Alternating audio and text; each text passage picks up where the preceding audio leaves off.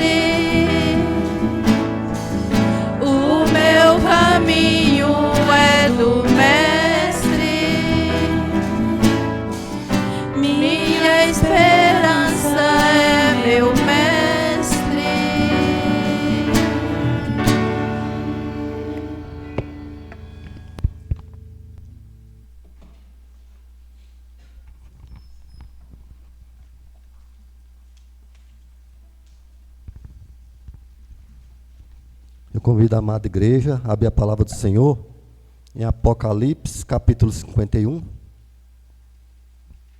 Vamos fazer a leitura bíblica do versículo 7 ao 12. Apocalipse 51. Não, Salmo, perdão. Salmo 51, do 7 ao 12. Salmo de capítulo 51, do versículo 7 ao 12. Amém? Assim diz a palavra do Senhor: purifica-me com isopor, e ficarei limpo. Lava-me e ficarei mais alvo do que a neve. Faze-me ouvir com júbilo e alegria, para que exultem os ossos que esmagastes. Esconde o teu rosto dos meus pecados, e apaga todas as minhas iniquidades. Cria em mim, ó Deus, um coração puro, e renova dentro de mim um espírito inabalável. Não me lance fora da tua presença, nem me retire o teu Santo Espírito. Restitui-me a alegria da tua salvação, e sustenta-me com um espírito voluntário. Um momento muito especial no nosso culto. Eu convido irmãos a entrar na presença do nosso Deus, que conhece profundamente o nosso coração, as nossas tentações, aquilo que tem tentado nos causar danos. Como vimos agora há pouco, nossos inimigos são muitos, que tentam nos afastar de Deus, mas vamos confessar diante do Senhor aquilo que nos aflige, o pecado que nos tenta tirar a paz, que tenta nos afastar de Deus, aquilo que pecamos, que tem desagradado o Senhor, só eu e você na presença dEle. Depois faça uma oração como pedido de perdão pelo amor de Deus sobre nossas vidas nessa manhã.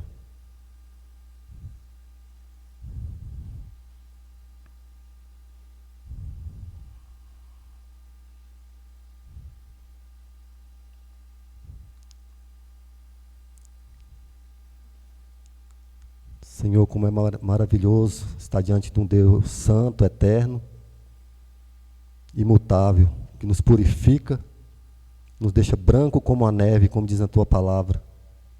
A tua santidade nos constrange, Senhor, porque quando abrimos a tua palavra, observamos quanto somos pequenos, somos falhos, somos pó, mas temos uma grande alegria, Pai, gerada pelo poder do nome de Jesus Cristo, que venceu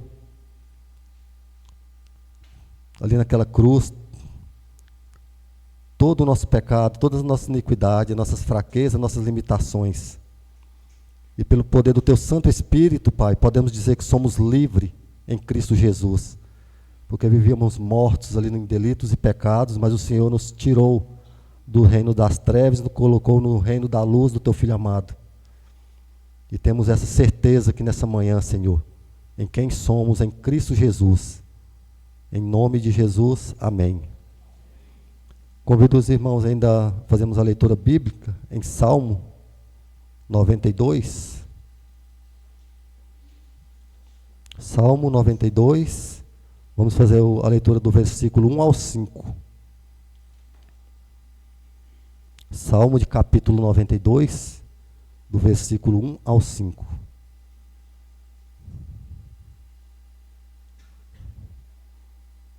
Assim diz a palavra do Senhor: bom é render graças ao Senhor e cantar louvores ao teu nome, o Altíssimo.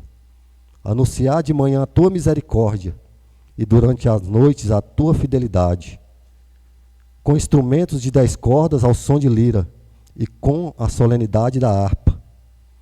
Pois me alegraste, Senhor, com teus feitos.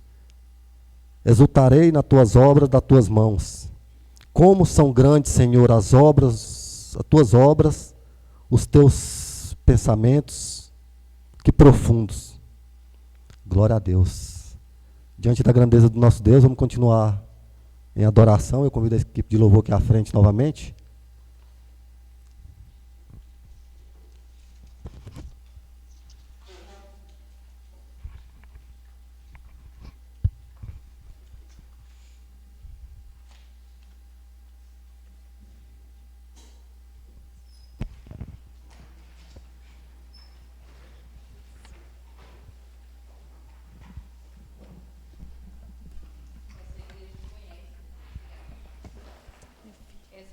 conhece. Tá desligado. Minha filha não está desligada. Tá não? Tá.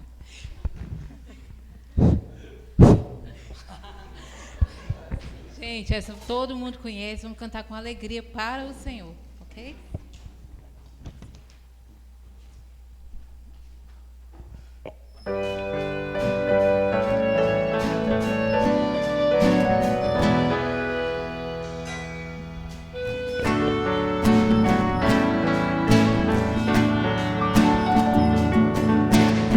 Jesus, em tua presença, reunimos-nos aqui, contemplamos tua face e rendemos-nos a ti, pois um dia a tua morte trouxe vida a todos nós e nos deu completo acesso ao coração do Pai.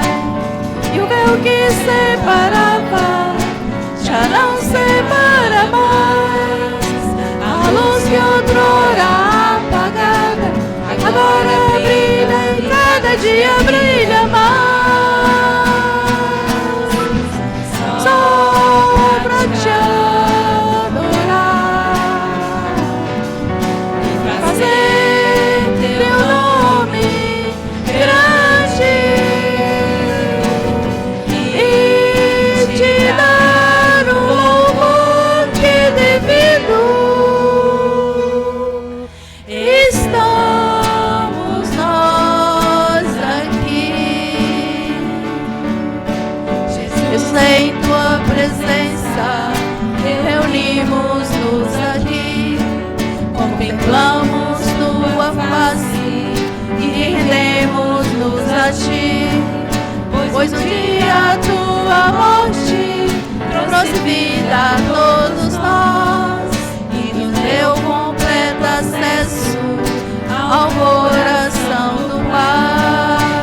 E o véu que separava já não separa mais.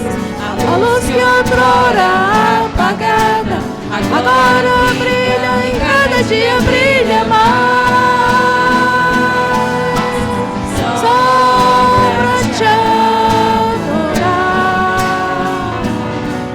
e fazer teu nome grande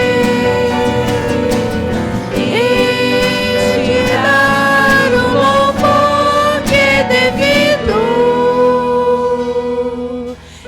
Estamos nós aqui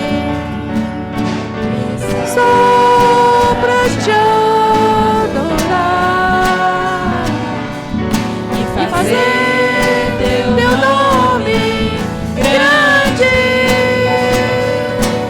e te dar o louvor que é devido. Estamos nós aqui.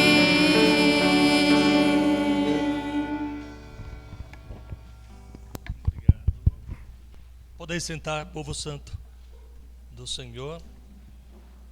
Obrigado, minha irmã, Deus abençoe. Meus irmãos queridos, a graça e a paz do Senhor Jesus. É muito bom estarmos aqui reunidos nessa manhã como igreja do Senhor. Quando nos reunimos na presença de Deus, nós somos fortalecidos na sua presença. Então não é apenas uma reunião ou apenas um encontro. É um lugar de restauração, é um lugar de cura, é um lugar de fortalecimento. Bendito seja o Senhor. Tem alguém que nos visita nessa manhã? Não tem. São todos de casa. O João Miguel já é de casa. Ele pensou que ia dizer que ele era visitante. Não era visitante. O Lucas, cadê o Lucas? O Lucas só é visitante hoje aqui, mas ele tem sido frequente em nossos encontros, né, de jovens, tal. Mas um visitante hoje aqui no templo, então vai ter canção para o Lucas, viu? Mas maestro, vai ter canção. No dia do músico presbiteriano vai ter canção para o Lucas hoje, muito bem. E vamos cantar bonito, porque é para o Lucas vir de novo, viu? Vamos cantar bonito aí para o Lucas vir. Seja muito bem-vindo, viu, irmão Lucas? Já temos quase os evangelistas aí. Nós temos João, nós temos Lucas, Só está faltando o Mateus e o Marcos. E logo chega, meus irmãos. Vamos orar pelo Mateus e pelo Marcos? Não, tem o Marcos. Marcos, só está faltando o Mateus. A meta está pequena. Não, só falta um, meu irmão, para completar os 4 evangelistas. E nós vamos tirar uma foto deles e botar aí os evangelistas, né? Porque o evangelista era o Wendy, mas agora ele não é mais, agora é missionário. Aí nós vamos agora botar os 4 evangelistas. Vamos cantar com muita alegria, meus irmãos?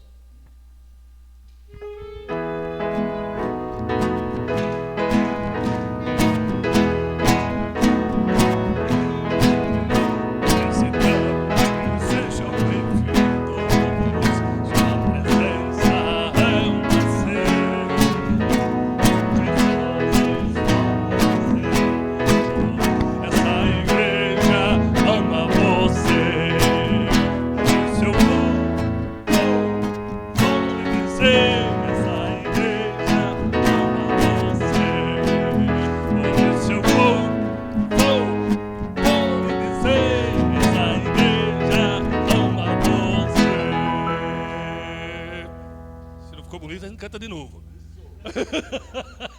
Meus irmãos, é muito bom estar aqui na presença do Senhor, um lugar de alegria, e a alegria do Senhor é a nossa força. O diabo vai fazer de tudo para você ser uma pessoa triste, porque a alegria é remédio. A alegria é um remédio.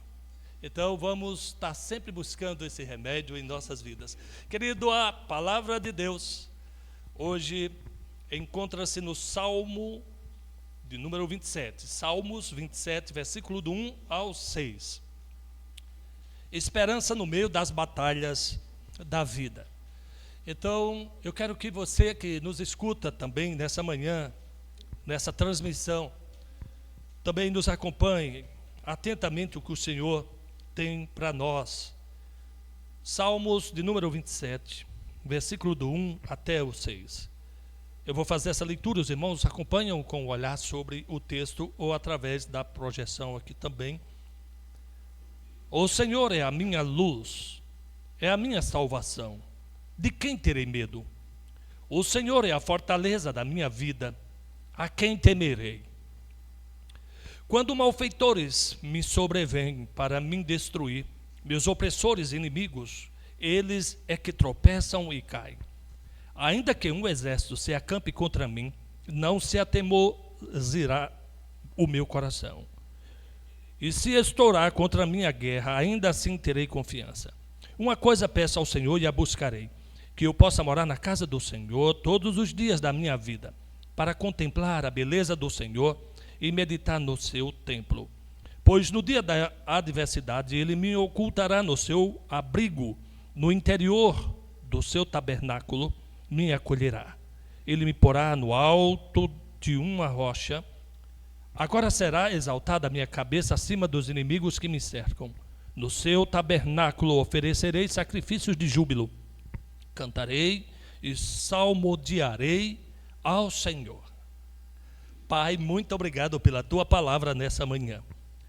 É uma palavra que chega até nós em um contexto de lutas e desafios, de guerras, de inimigos, mas também chega para nós como um lampejo da graça através da confiança que gera esperança. E aqui estamos nessa manhã, ó Pai, focado nesse remédio, nessa solução para as nossas vidas. Guarda-nos, ó Deus, para que possamos estar atento à tua voz. Assim oramos no nome do Senhor Jesus, para a tua glória. Amém. Jesus nunca disse que a vida seria fácil. Ele disse: no mundo tereis aflições, mas tende bom ânimo, eu venci o mundo. O segredo da vitória é ser animado, ânimo de alma, ser vivo, não se deixar esmorecer, porque as lutas virão. Nós ou estamos passando um problema, ou já passamos, ou vamos passar. Isso vai ser contínuo até o último dia que fecharemos os olhos e abriremos na presença de Deus. Então talvez seja você hoje que esteja enfrentando um grande problema. Alguns são agudos, outros crônicos.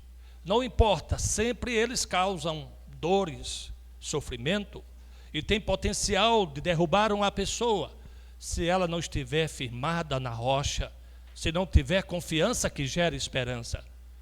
A esperança é o motor da vida. Sem esperança não fazemos nada. A dona de casa ou o servidor, aquele que trabalha com limpeza pública, só guarda a sua vassoura porque acredita no dia de amanhã. No dia que ele deixar de acreditar no dia de amanhã, ele não guarda mais sua vassoura, não guarda mais suas ferramentas, elas não têm mais sentido, não serão mais usadas. Você não planeja viagem porque você não sabe se o dia de amanhã virá. Então a esperança, meus irmãos, é muito importante em nossas vidas.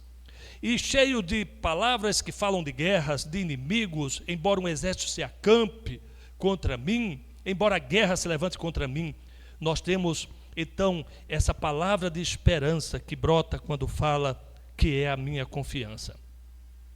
Então não há remédio como a esperança, não há incentivo tão grande como a esperança na nossa vida.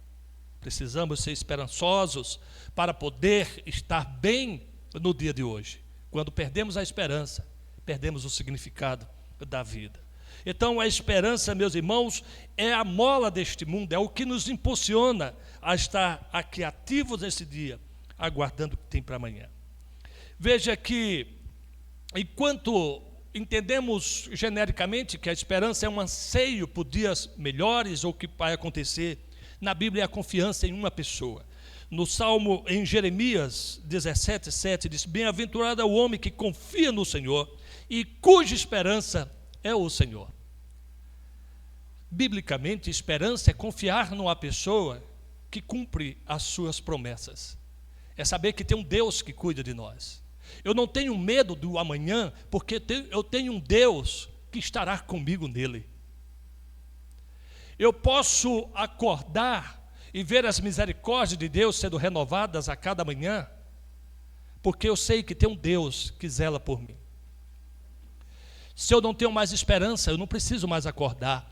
Se eu não tenho mais esperança, eu não preciso mais viver. Então eu preciso manter a esperança. O apóstolo Paulo coloca nessa tríade do cordão de 3 dobras que sustenta a vida, o cordão de 3 dobras, que fala lá em Provérbio, ele coloca como a fé, a esperança e o amor, sendo o amor o maior deles. Porque se eu amo, eu espero. Se eu amo, eu confio. O amor funciona como a argamassa que sustenta ou que mantém o cordão de 3 dobras que sustenta nos dias da dificuldade. Então, meus irmãos, esperança no meio das batalhas da vida é o tema de hoje. E eu espero que sirva para nos fortalecer e nos tornar pessoas melhores. Então, o primeiro ponto que eu quero destacar, do versículo 1 até o 3, nossa esperança no Senhor provê a esperança. A confiança no Senhor provê a esperança. Primeiro você confia, depois você espera. Se você confia numa pessoa, ele disse que vai, você não anseia, você não tem ansiedade, você sabe que ele vem. Então as ansiedades, as incertezas, as inseguranças, na verdade, que está dentro desse campo de quem espera, está relacionado à falta de confiança. Se eu confio, eu posso ter certeza que vai acontecer. Então ele diz: o Senhor é a minha luz, é a minha salvação, de quem terei medo? Veja esse problema do medo que afeta tantas pessoas, afeta o homem na sua criação. Na palavra de Deus, várias vezes se repete: não temas, eu sou contigo. Porque nós somos tendenciosos a temer, e o temor nos afasta da confiança que temos em Deus. Ele diz: o Senhor é a fortaleza da minha vida, a quem temerei? Aí ele diz: quando malfeitores me sobrevêm para me destruir, meus opressores inimigos, eles é que tropeçam e caem. Quer dizer, quando surgem os problemas, os adversários, aquilo que vem para destruir minha vida, é eles que caem. Eu permaneço firme, inabalável, confiando em Deus. Ainda que um exército se acampe contra mim, agora ele expande esse problema para a nível de batalha generalizada. Ele diz: não se atemorizará o meu coração. Se estourar contra a minha guerra, ainda assim terei confiança. Então ele começa esse salmo de esperança declarando sua fé pessoal no Senhor. O Senhor é a minha luz. Então essa é uma declaração pessoal, como o Senhor é meu pastor, nada me faltará. Ele está aqui relatando experiências da sua vida que lhe garante, na sua experiência pessoal, que Deus cuidará dele. Então, por exemplo, o Salmo 23, é melhor você lê-lo assim: eu tenho tudo, não preciso de mais nada. O Senhor é o meu pastor. O Senhor é meu pastor. Então Ele cuida de mim, eu não preciso mais de nada. Eu tenho confiança nisso. Isso é extraordinário, meus irmãos, nessa questão da sua fé pessoal. Então, nesse relacionamento pessoal, ele faz algumas comparações importantes que nos fazem compreender melhor o que ele está dizendo. Ele compara, ele diz: Ele é a minha luz.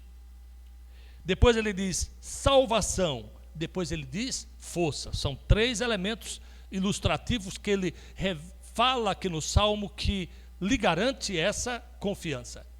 Não é uma questão subjetiva, é uma questão muito clara para o salmista. Como luz, Deus liberta seu povo das trevas. E nós não estamos mais em trevas, nós estamos na luz. As trevas não nos trazem mais medo. Os caminhos são aclarados, o claro, o brilho que ilumina. Nós não estamos pisando no escuro, nós sabemos onde colocamos os nossos pés. O Salmo, como diz, lâmpada para teus pés é a tua palavra, ele compara candeeiros presos nos nossos pés. Não tem uma claridade que ilumina a cidade toda, mas a cada passada você sabe onde está colocando os seus pés. É isso que precisamos. Não precisamos saber do que vai acontecer amanhã, daqui um mês, daqui um ano. O que eu preciso saber é que hoje, se eu der um passo, eu sei onde estou pisando. Porque a luz ilumina os meus pés. Então ele está falando da sua caminhada, da nossa jornada nesta vida, de onde nós estamos indo. Apenas siga, meu irmão, não desista. A cada passada é uma iluminação a mais, é uma certeza a mais, porque vai iluminando e você vai seguindo em frente. Não espere a iluminação completa, já saber tudo sobre a sua vida. Se preocupe de saber que no passo de hoje, você sabe onde está colocando os seus pés. Então isso é muito importante. Então ele diz: Ele é a minha luz. Ele é a minha luz. E no Salmo então 119, 105, lâmpada para os pés é a tua palavra, luz para os meus caminhos. Luz para os meus caminhos. Quando ele diz: Ele é a minha salvação. Então Deus liberta seu povo. É a verdade que liberta seu povo. Nós não vivemos mais no engano. Nós vivemos agora livres, libertos. Nós podemos pensar, nós podemos refletir. Nós não estamos mais cativos sobre a cosmovisão mundana, a cosmovisão de Satanás, a visão olhando pela ótica deste mundo, olhando pela ótica do diabo. Não, nós temos agora a libertação. Nós somos livres. Nós não somos mais escravos, não somos mais cativos. Você agora tem esperança. Meus irmãos, a coisa pior do mundo é você querer fazer as coisas, mas não pode, porque está impedido de alguma forma. E a palavra de Deus está dizendo aqui: Ele me salvou, Ele me libertou, eu agora sou livre. Se a verdade vos libertar, verdadeiramente sereis livre. E a sensação de liberdade é o motor em nossas vidas para conseguir aquilo que queremos. Então lembre-se, você não é mais escravo, agora você é livre. Você tem liberdade para fazer coisas boas. Antes escravo, só fazia o que não prestava. Agora livre, eu posso viver. Isso é extraordinário, meus irmãos. Eu lhes dou a vida eterna, jamais perecerão, e ninguém as arrebatará da minha mão. João 10, 28. E agora ele fala: Ele é a minha força. Com a força Deus liberta o seu povo, meus irmãos. É pela força do Senhor. Paulo diz em Coríntios 15, 57, graças a Deus que nos dá a vitória por intermédio do nosso Senhor Jesus Cristo. Agora nós temos força para vencer. Nós precisamos de força para acordar de manhã. Nós precisamos de força para estudar. Nós precisamos de força para tudo, meus irmãos. Um organismo sem força, uma mente debilitada, ela não consegue reagir. E de onde vem isso? Do Senhor. Ele é a nossa força. Gente, quando estamos enfrentando um problema, não adianta É fácil você falar do problema do outro quando você não está passando, mas quando a pessoa está envolvida no problema, ele não tem energia, ele não tem força. É por isso que não funciona a ideia de mente positiva. Se a mente está doente, temos aqui o doutor João, a mente doente, doutor João, não tem como funcionar, a mente está debilitada. Como você exigir dele uma mente positiva, de pensar em coisas boas, quando nas suas obsessões você só pensa em coisa ruim? Como pensar em vida se você só pensa na morte? Como pensar em um futuro brilhante se você só pensa em fracasso? E não é porque você quer, porque você não tem força, não tem energia para você fazer diferente. E aqui ele está dizendo, diante disso, o Senhor é a minha força. O Senhor é a minha força. Ele é a nossa força, meus irmãos. É Deus agindo por nós. É Deus fazendo-nos vitoriosos pela sua graça. A graça de Deus em Jesus Cristo. Isso é maravilhoso. A luz, salvação e força são 3 grandes características de Deus que fornece para nós esperança. Eu tenho esperança porque eu sou liberto. Eu tenho esperança porque eu já tenho a luz e eu sei onde estou pisando. Eu não ando vagueando na escuridão. A cada passo eu vejo um pouco mais. Eu posso ter esperança porque eu tenho a força que vem do Senhor. É uma força que não é de mim mesmo, é o Senhor que providencia em mim. Então, isso tudo gera essa confiança no salmista que vemos no versículo do 2 até o 13, que lhe gera esperança. Ele diz, quando os malfeitores me sobrevêm para me destruir, meus opressores inimigos, eles é que tropeçam e caem. E ainda que o exército se acampe contra mim, não se atemorizará o meu coração. E se estourar contra a minha guerra, ainda assim terei confiança. Ele está dizendo isso baseado nessas 3 premissas que foi citadas anteriormente. A luz que ilumina seus caminhos, a libertação que foi feita em Cristo, e nesse último ponto que é a força que vem do Senhor. Então isso compõe aquilo que precisamos para ter confiança e esperança no Senhor.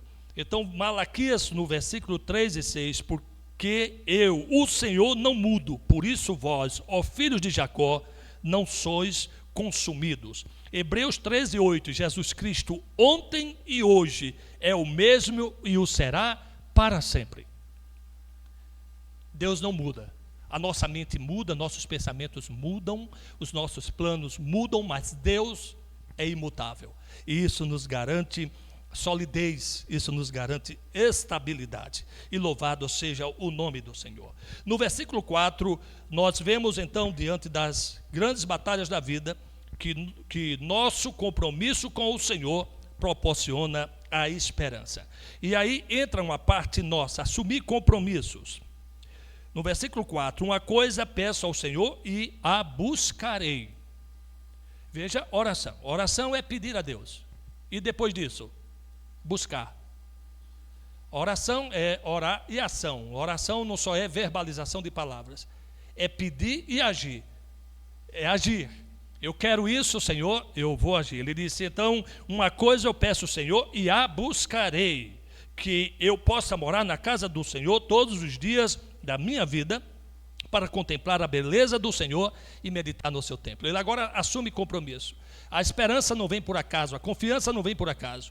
Começa com compromissos, compromissos firmes que nós assumimos diante de Deus. Então, ele não só está aqui pedindo, ele está agindo, buscando no Senhor aquilo que ele precisa. Então, ele está comprometido em permanecer perto do Senhor. Eu quero estar perto do Senhor.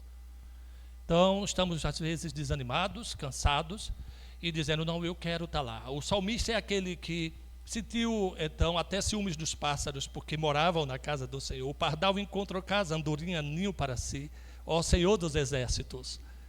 Davi era aquela pessoa que queria morar na igreja. Eu queria morar na igreja. A igreja é algo maravilhoso. Tem até a história de um filho que falou para a mamãe, mamãe, eu queria morar na igreja. Meu filho, mas por que você quer morar na igreja? Ah, porque meu pai é tão bom na igreja, eu queria que ele fosse sempre assim. Então, isso é assim, meus irmãos. A igreja é um lugar onde nós chegamos aqui e parece que há algo diferente. Eu sei que o difícil é em casa, mas a presença do Senhor deve ser buscada, deve ser valorizada, porque na igreja nós aprendemos a palavra do Senhor. Eu sei que nem todos que estão na igreja são de fato Israel de Deus, nem todos são verdadeiramente convertidos. Eu estou falando da igreja, nós temos o conceito da igreja visível e da igreja invisível. Na igreja visível é uma coisa, a igreja invisível é outro. E nós estamos falando aqui do desejo de viver na igreja invisível de Deus, a igreja de povo transformados, aqueles que foram comprados pelo sangue do Senhor Jesus, daqueles que não derrubam as pessoas, mas levantam as pessoas, daqueles que quando vê um caído, eles vão lá e levantam o caído e não o censura. Nós temos um exemplo de uma igreja em Atos, quando Paulo está fazendo a despedida, tem um jovem ali numa janela, e de repente a pregação vai demorando, por isso que eu nunca demoro muito em pregação. O irmão está distraído lá na janela, a janela pode ser um celular, pode ser outra coisa, né? Então ele estava ali na janela, ali tomando um vento, lá no Nordeste, tomar um vento, a brisa é a coisa mais disputada na face da terra, um lugar muito quente. O jovem cai durinho, morto, lá embaixo. E aí vem aquele momento ali de desespero. Paulo desce lá, abraça o menino ressuscita e o menino volta para a igreja. Igreja é essa que levanta o caído, é que abraça aquele que erra e não censura, não o destrói ainda mais do que ele já está destruído. Então isso é algo que nós desejamos para todos nós, e o que Davi quer. Davi teve os seus pecados foram terríveis. O pecado estava diante dele de dia e de noite, porque a mulher que ele adulterou passou a morar com ela. Então ele não tinha como se esconder das suas falhas. Ele precisava confiar na misericórdia de Deus. Ele precisava ser redimido pelo Senhor. E é isso que ele faz, meus irmãos. É isso que devemos fazer. Então ele disse: eu quero contemplar a beleza do Senhor e meditar no seu santo templo. Louvado seja o nome do Senhor. Então, amados, isso deve ser um alvo para todos nós, um esforço de estar na igreja do Senhor, apesar dos nossos problemas, apesar do exército que se levanta contra nós, dos inimigos que se levantam contra nós. Nós precisamos desejar a igreja do Senhor. Aqui é o lugar terapêutico, é o lugar da restauração. Esse é o lugar que hoje eu estou bem, você não está, amanhã eu que não estou bem, é você que está. E eu gosto muito da ideia do hebraico de Gilgal, que significa roda no hebraico. Roda, Gilgal, é roda. Então a ideia é de que quando você está caminhando numa roda, uma hora você está embaixo, outra hora você está em cima. Mas se você quiser andar, tem que passar por esse processo, né, meus irmãos? Como é que a roda gira sem uma hora ficar embaixo e outra hora ficar em cima? Não tem jeito. Então você faz uma escolha, ou ficar parado, só em cima ou só embaixo, aí não sai do lugar. É uma vida estagnada, sem perspectiva nenhuma, ou girar a roda. E a roda vai girando, mas para girar, uma hora está embaixo, outra está em cima. A roda toca onde você não quer, porque o chão nem sempre é tão limpo, nem sempre é igual. E se desgasta, né, meus irmãos? Se desgasta. É como vela. Uma versão mais antiga da Almeida, quando falava quem ensina, esmere-se em fazê-lo. Esmerilhar é se gastar. Quem é que conhece o esmerilho? Aqui, de afiar a faca. Para afiar, a faca sai bem afiadinha, mas como é que ele vai ficando? Pequenininho. Vai desgastando. Então, a vida é isso. Na melhoria também há desgastes. O que ensina também se desgasta. Teve um pastor antigo lá, Pedro Bezerra, um evangelista antigo. A igreja que eu vim de lá completou agora 126 anos. Ele disse: eu fui uma vela que queimei dos dois lados. Brilhei muito, mas acabei rápido. Não é assim a vida? Cada brilho, um pouco de cera que derrete. Então, ele está comprometido também em amar o Senhor, quando diz contemplar a beleza do Senhor. Um comprometimento que ele faz na sua adoração com esse Deus que lhe dá a vitória, o adorando e sempre valorizando, porque ele nos amou primeiro, por isso precisamos amá-lo. E no fim ele comprometido em meditar no Senhor, numa meditação contínua, uma meditação para sempre, demonstrando dependência a Deus. Lembre-se que a nossa vida é como sempre somos alimentados na proporção do maná. Seria muito bom, meus irmãos, que numa mensagem só como essa, alimentasse você para o resto do ano. Mas não foi assim, e nunca é assim. E nunca acumule não, senão você se torna orgulhoso. Gente que acumula muito saber de uma vez fica orgulhoso. O bom saber é aquele que quanto mais você aprende, mais humilde você fica, né? Você começa ali no seu bacharelado, quando você faz o seu mestrado, em vez de orgulho, você compreende que ainda não sabia tudo. Aí você faz o doutorado. Aí você diz, poxa vida, como eu ainda era indouto, eu ainda preciso aprender mais. Aí faz um pós, o PhD. Então o saber deve gerar humildade, nunca orgulho. Isso é muito importante. Então, meus amados, nessa caminhada, a gente entende que precisa vir mais vezes para a igreja, porque o que aprendeu hoje ainda é insuficiente. E que se acumular demais, você se torna um crente orgulhoso. E então você recebe, você precisa dar. E isso gera uma corrente do bem dentro da igreja, trazendo muitos benefícios para ela. Então, nessa busca ao Senhor, em Jeremias 33:3 diz, invoca-me e te responderei, anunciar-te-ei coisas grandes e ocultas que não sabes. Em Mateus 11:22, vinde a mim todos os que estáis cansados e sobrecarregados, e eu vos aliviarei. Que coisa linda, né? Esse alívio que nós precisamos em momentos de pressão, de angústia, quando parece que algo pesado lhe empurra para baixo, você sente-se aliviado. Então isso é extraordinário. Agora ele está dizendo, você que está, venha a mim. Venha a mim. Isso é importante, meus irmãos. Nós precisamos ter a humildade de reconhecer que precisamos de ajuda. Precisamos de ajuda.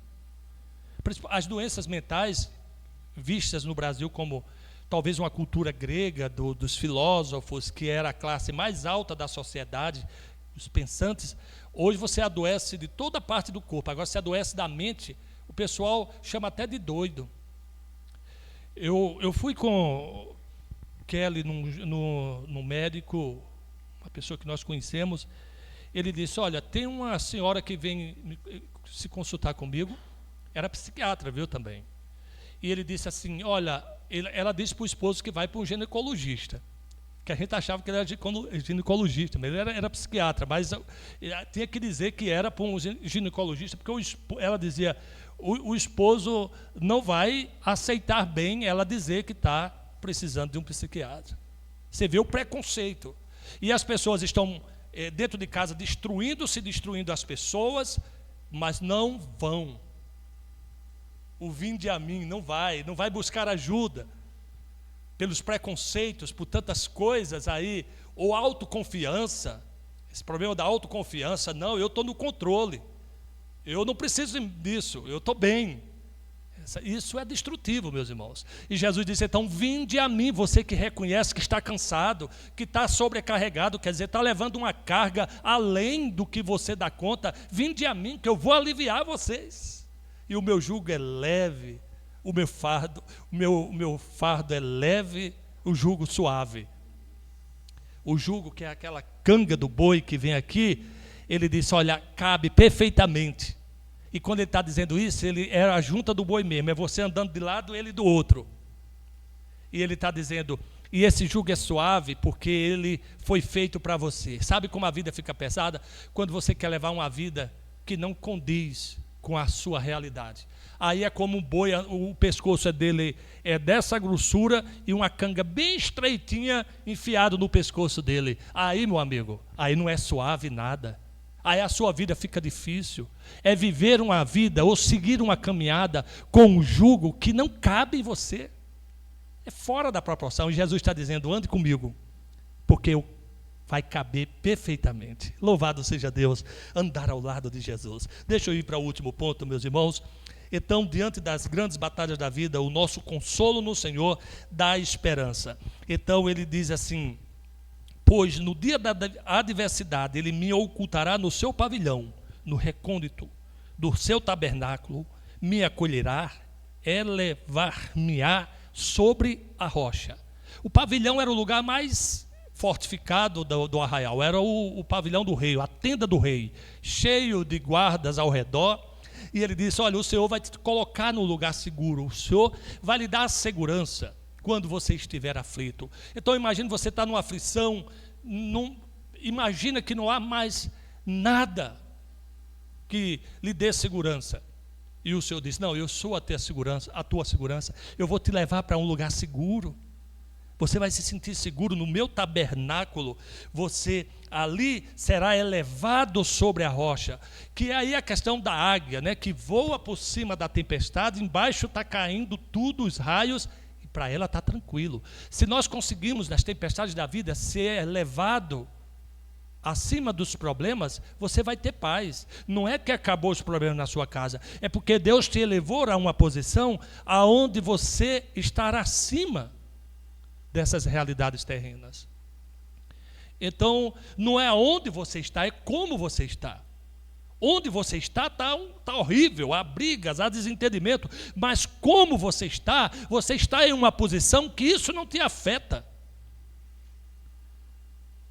Então Deus me elevará nesse penhasco, nessa rocha, aonde a águia voa e olha para baixo e está tudo se acabando, mas para ela está tudo tranquilo.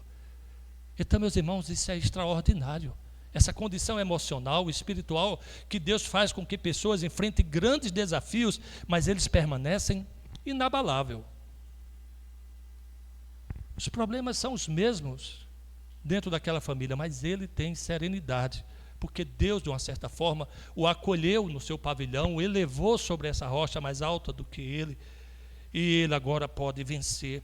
Quando a tempestade passar, ele pode ver tudo ali de uma forma tranquila, esconder, favorecer nesse tabernáculo. Jesus é o nosso tabernáculo maior. Ele disse: eu estarei convosco todos os dias até a consumação dos séculos. Então Jesus é a nossa presença, o nosso irmão maior, nosso irmão primeiro, o nosso amigo, o nosso redentor. Tudo isso encontramos no Senhor. Mas essa condição é muito importante, meus irmãos. Não se deixem sucumbir diante dos problemas. Não percam o controle, não percam a serenidade. Há um lugar que Deus nos coloca para nos proteger. Não é fácil. Não é fácil lidar com problemas crônicos, pessoas que têm dependências, pessoas que são violentas, pessoas que são difíceis. Mas busque no Senhor e Ele te dará segurança. Ele te dará um escape. Ele fará você uma pessoa que não será afetada de tal forma que venha se prejudicar. Porque o grande problema é viver em um ambiente tumultuado. E a Bíblia não é humanista, a Bíblia é a própria palavra de Deus. Então difere daquela ideia que você é produto do meio. Então, se você nasceu em um meio conflituoso, possivelmente você será uma pessoa também violenta, né? Essa ideia de que naturalista, de que você se mora numa favela, você vai ser bandido. Não tem outro jeito. A Bíblia vai muito além disso. A Bíblia vai muito além disso. A Bíblia tira pessoas de meios difíceis e faz deles nobres. Ele os assenta entre os nobres, coloca o anel no dedo, coloca a sandália, o faz vencedor. Porque não é o meio que determina o que eu sou, é o que Deus fez em mim que transforma onde estou. O apóstolo Paulo em Romanos capítulo: não vos conformeis, rogo-vos pelas misericórdias de Deus que não vos conformeis com este século, mas transformai-vos pela renovação da vossa mente. Uma mente saudável, transformando mentes doentes em pessoas melhores. Então é isso que Deus quer fazer na vida de cada um de nós. Jesus tirou aqueles apóstolos, eram pessoas simples, pessoas nas suas atividades normais, e fizeram deles líderes memoráveis para a glória de Deus. E Ele está fazendo isso em todos os cantos. Então não se vitimize. Eu sou assim porque eu sou assim, sou da... Não. Deus te dá a oportunidade de ser uma pessoa melhor, independente do que seja. Isso é importante entendermos, e Davi sabe disso, porque Davi saiu como um rejeitado até pelo pai, alguém que cuidava de ovelhas, que o pai não contou entre os filhos quando foi chamado por o Samuel, e esse homem se tornou um rei. Mas ele não tinha nada na sua aparência física ou condição social para ser, mas ele foi. E esse rei também enfrenta problemas, enfrenta lutas, mas enfrenta na presença de Deus. Então, meus amados, nós vamos concluir nossa mensagem já dessa manhã, dizendo que há um lugar seguro para nós, pois no dia da adversidade, ele me ocultará no seu abrigo, no interior do seu tabernáculo, e me acolherá. Ele me porá no alto de uma rocha. Então, se você está passando problema hoje, saiba que há um lugar seguro que Deus pode te colocar. Você vai ser protegido. Você vai ser guardado. Os problemas à sua volta não vai te afetar. Deus vai te preservar. E confiando nessa verdade, desenvolvendo esperança no nosso coração, é apenas esperar. Porque Deus vai trabalhando no tempo. Não é agora.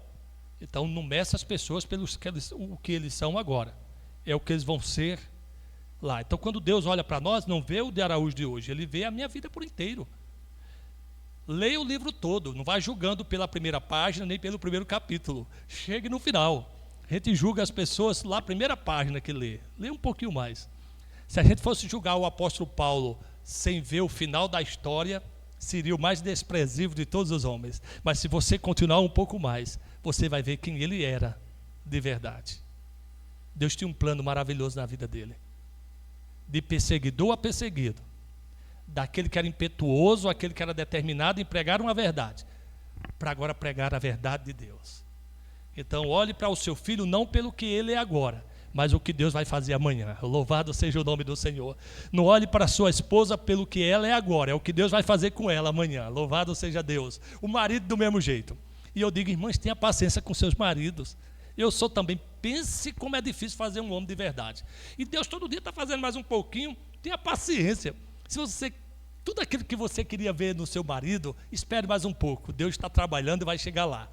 Agora, não é de uma hora para outra, né, meus irmãos? Fazer um homem de verdade não é de uma hora para outra, não. Vai fazendo aos poucos. Então, que você tenha esperança, que você tenha confiança, que Deus tem promessa e Deus vai cumprir, porque Ele não muda. E por causa dessa esperança, nós estamos aqui. Por causa dessa esperança, nós ainda acreditamos nas pessoas. Por causa dessa esperança, nós podemos fazer projetos como esta igreja, que investe para ver pessoas melhores, vidas transformadas para a glória de Deus. Só isso é que nos move pela palavra chamada esperança. Esperar. Esperança é mais do que esperar. O ansa gera uma ação, gera algo que você não espera sentado. Só isso. Não espere sentado, faça alguma coisa para aquilo que você espere se torne realidade na sua vida. E nunca se vitimize, como eu disse antes. Ah, mas é porque eu sou muito humilde, sou de família humilde, conheço muitos. E veja, e não é porque você é humilde que quando conseguir vai ser uma pessoa de verdade. A regra não é essa não. Só Deus pode fazer um homem de verdade. Agora, recentemente, teve a história de um juiz que era vendedor de pipoca. E esse homem estudou e se tornou juiz. Mas quando se tornou, passou a humilhar todos aqueles que trabalhavam com ele. E humilhou de tal forma que foi aberto o processo disciplinar e ele perdeu a magistratura. Então, é preciso, meus irmãos, entender que ser pobre não já é uma virtude que garante o sucesso da sua vida. Porque a educação, como diz, a educação, ela educa, mas só Jesus transforma. E aí o nosso, mais um João, viu meu irmão? João Comênios, o pai da didática, ele acreditava que a educação tinha que ser redentiva. Tem que redimir o homem de suas mazelas. Só a redenção é que garante que o homem será bem-sucedido ao longo do tempo. Que Deus aplique essa palavra em nosso coração. nós vamos agora para a mesa, né, queridos? Nós vamos para a mesa porque Jesus passou por uma grande aflição, meus irmãos. Essa mesa não é da igreja presbiteriana, do caminho, nem do Brasil, é a mesa do Senhor. E antes de Jesus passar pela cruz, ele passou pela mesa. Entende isso? Porque é a mesa que fortalece para suportar a cruz. Então aqui nós somos alimentados espiritualmente quando a igreja é levada à presença de Jesus. Jesus não pode ficar contido em um só pão, porque seria limitar o Deus eterno e todo-poderoso. O que teremos é a presença espiritual nos elementos, nos alimentando e nos fortalecendo. Quero convidar então o conselho da igreja para compor a mesa, e os irmãos que já foram batizados, fizeram sua pública profissão de fé, estão convidados a participar desse momento. É um momento especial, meus irmãos. Jesus foi até o fim porque confiava nas promessas do Pai, obediente até a morte.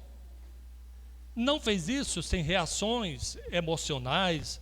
Ele suou sangue, pediu que, se possível, o Pai afastasse esse cálice. Vencer não significa que você não reage, que você não sofre, que você muitas vezes se vê inseguro, mas é confiar em uma pessoa, é confiar em Deus. Sabe, meus irmãos, porque ainda continuo no ministério? É porque eu confio em Deus. Você não imagina quantas vezes a gente pensa em desistir, mas a gente não consegue, porque o chamado é irrevogável e intransferível. Ninguém pode fazer por mim aquilo que Ele me determinou a mim. Ele não pode revogar, porque Ele é imutável. Então todos nós que seguimos nessa vida, nas suas profissões, em família, quantas vezes, se você não admite, talvez você seja mais santo do que eu, mas a gente pensa em desistir. A gente pensa em desistir. Mas pensar não é o fim. Porque quando pensamos, uma voz maior sussurra em nossos ouvidos, dizendo: não temas, siga em frente. Enquanto as vozes deste mundo e da nossa própria consciência nos tenta fazer desistir daquilo que Deus colocou em nossas mãos, uma voz maior, maior e maior diz: não, você não vai. E é confiando nesse Deus que estamos aqui. Não desistimos dos nossos sonhos, não desistimos dos nossos planos, não desistimos da nossa vida, porque ela não é nossa, ela é de Deus. Louvado seja o nome do Senhor. Então, amados, está diante de nós o pão e o cálice, que simbolizam o corpo e o sangue de Jesus. Sem sangue não há remissão de pecados. Não há vitória sem preço. Um preço foi pago. Como diz a canção, eu sei que foi pago um alto preço. Então, não pense que as ferramentas que temos hoje que nos garantem a vitória foi de graça. Foi através de muito sacrifício. Então, quando você se alimentar deste pão, lembre-se que é o próprio Jesus que alimenta você espiritualmente. Quando tomar deste cálice, lembra que é o próprio sangue de Jesus que nos purifica de todo pecado. E sem culpa, sem mácula, nós podemos seguir em frente. Na primeira carta de Paulo aos Coríntios, no capítulo 1, no capítulo 11, a partir do versículo 23, ali ficou o relato do apóstolo Paulo, daquilo que ele recebeu do Senhor, e também vos entreguei. Então a ceia começa assim: recebo, entrego, recebo, entrego. Nada é só nosso, mas de todos nós. E então ele diz, na noite que ele foi traído, veja o contexto, meus irmãos, um contexto de traição.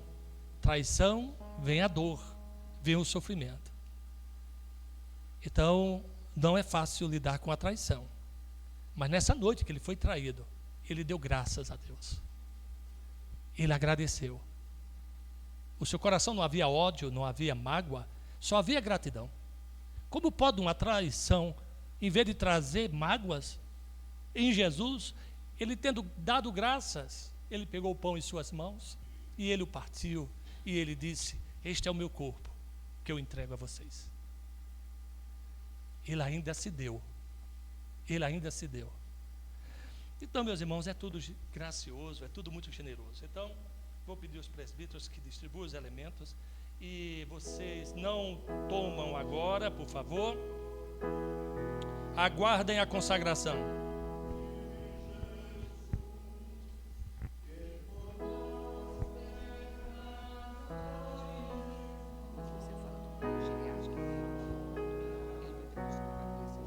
Eu vou lá.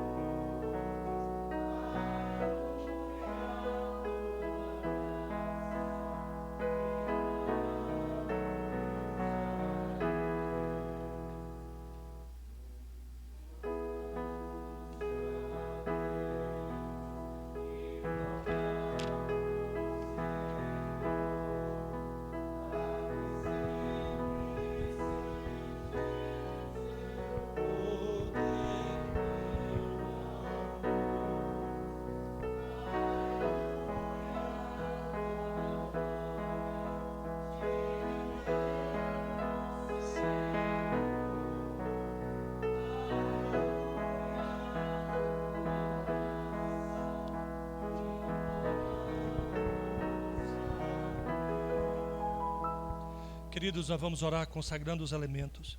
Lembrando que os elementos que Jesus escolheu, todos eles mostram que as aflições da vida não podem destruir aquilo que tem em sua natureza a essência do que é bom. Lembre-se que tudo é uma questão de essência. O barro e a cera, diante do mesmo sol, a cera derrete, o barro endurece. O sol é o mesmo. Ele quer mostrar que as provações são generalizadas e alcançam todos, mas em algumas pessoas produz um efeito, em outras, outro. A questão é se você é cera, se você é barro. Então, o trigo foi moído e passou na fornalha quente, virou um alimento precioso. A uva foi pisada pelos pés de pecadores, mas se tornou um vinho agradável. O que somos, meus irmãos? Quem você é nas aflições da vida?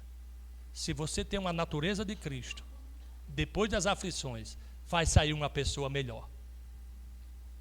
Se você não é, depois das aflições, possivelmente uma pessoa amargurada, uma pessoa que de fato vai experimentar uma vida amarga. Pai, diante de nós, os teus elementos santos, que representam, ó Pai, nesta manhã, o corpo e o sangue do Senhor. Separa-os, ó Pai, esses elementos que são do uso ordinário de todos os povos, que os comem todos os dias e bebem naturalmente para alimento material. Separa-os, ó Deus, essa manhã, para uso exclusivo da Igreja Santa do Senhor, para o uso espiritual de que o Senhor já determinou. e que eles nos alimentem e nos fortaleçam para a tua glória. Assim oramos no nome de Jesus. Amém. Amém. Seguindo o relato, o Senhor, havendo dado graças, tomou o pão em suas mãos, e ele o partiu, e ele deu aos seus discípulos, dizendo: isto é o meu corpo, que é dado por vós, comei dele todos.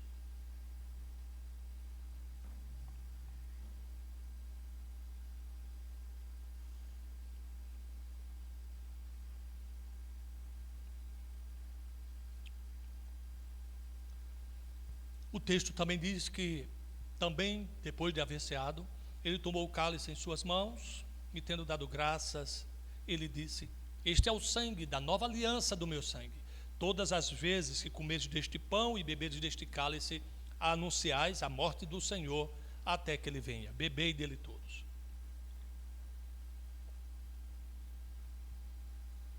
Eu quero convidar o meu irmão Jared para vir para frente, para a bênção apostólica.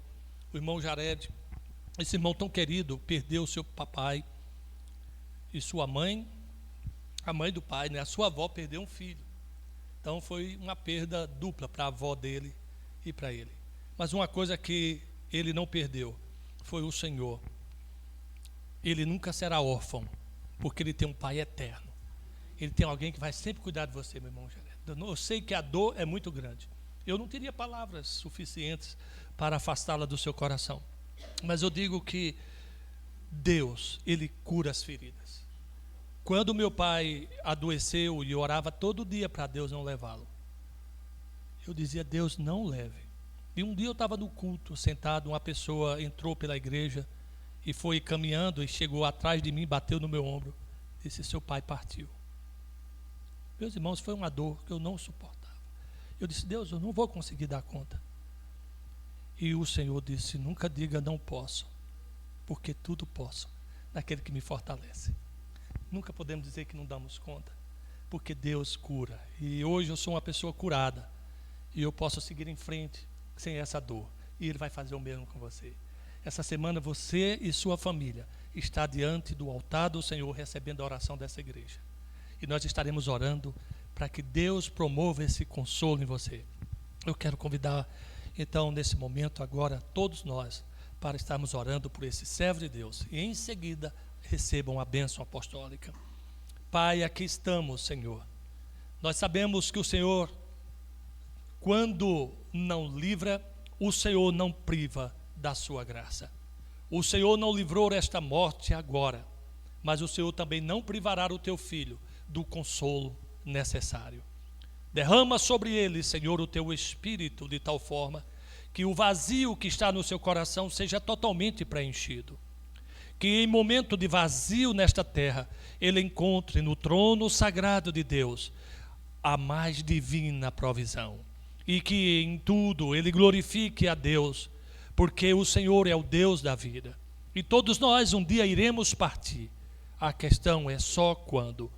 Mas cada um que parte, nós temos a certeza que se encontra com o Senhor da glória. E embora a saudade fica, aqui nesta terra, Senhor, a alegria no céu, ela é celebrada por todos aqueles que aguardam o dia certo da nossa chegada. Obrigado, Senhor, por essa confiança, por essa esperança no Senhor. E que a graça bendita do nosso Senhor e Salvador Jesus Cristo, o amor de Deus, o nosso eterno Pai, e que a doce comunhão e consolação do Santo Espírito de Deus repouse sobre o teu filho Jared nesta hora, sobre todos nós aqui reunidos, sobre todo o teu povo que encontram-se dispersos por toda a face da terra, não só hoje, mas para todo sempre. Amém. Amém. Amém.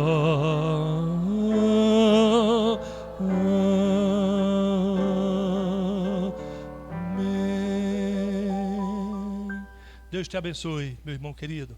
Receba desta igreja o abraço e o carinho. Sentai mais um pouco, meus amados do Senhor.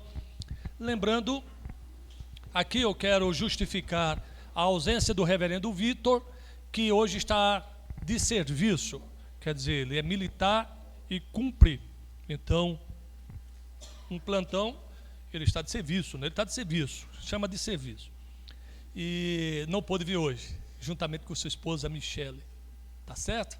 Então, outra coisa que eu quero lembrar aos irmãos é que domingo é dia das mães, e dia das mães, que coisa maravilhosa, e nós teremos, cadê o departamento infantil ali? Está ali o departamento infantil, as sociedades, os grupos, estamos preparando um café da manhã especial. Então, domingo não tomem café em casa, você vai tomar café aqui na igreja. Não haverá EBD, então, a partir de 9 horas será servido o café da manhã. Viu, João? Não come em casa não, meu irmão, não precisa não, viu? Deixa para comer aqui. Então, vamos tomar café aqui. Aí isso, vai ter a logística da gente preparar aqui.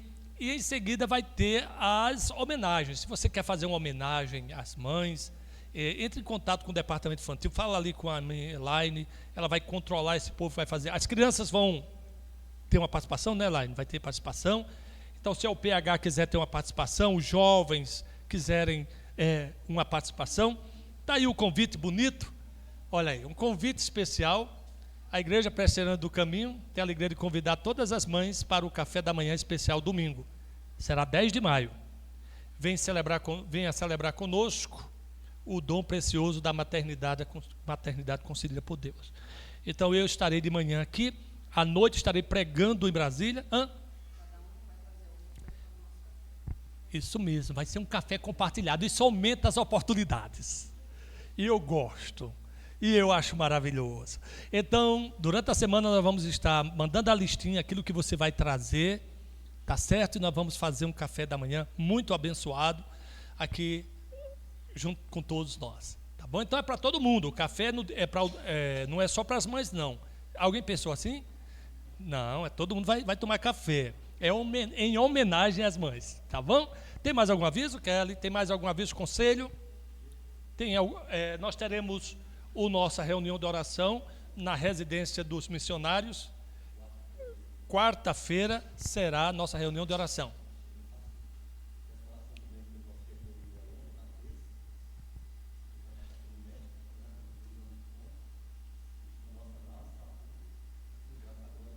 Muito bem. Muito bem. Curioso, olhou os exames, né? Não é para olhar, não. Só mostra para o médico.